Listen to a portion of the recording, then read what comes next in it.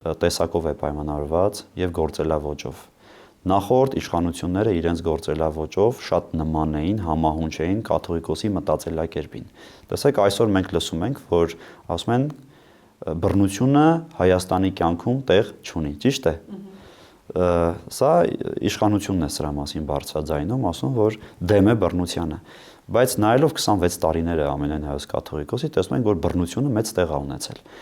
Ըստ իս, որտեվ ես էլ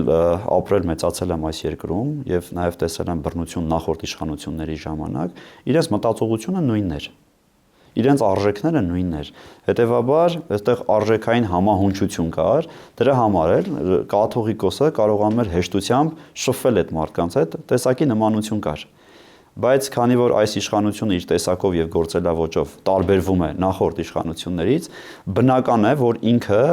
այդ մտածողությամբ չի կարող համակերպվել այս իշխանությունների հետ եւ բնական է որ բախումներ պիտի տեղի ունենա եւ այդ իշխանությունը նախորդ իշխանությունը երբ որ դարձավ այլևս ընդդիմություն ուզած թե չուզած ինքը տեղափոխվեց այն դաշտ որտեղ այդ մարդկանց հետ կարող էր շփվել եւ անկախ երևի թե իր կամքից ինքը հարելով նրանց գաղափարներին ու հայացքներին եկեղեցին տեղափոխեց ընդդիմության դաշտ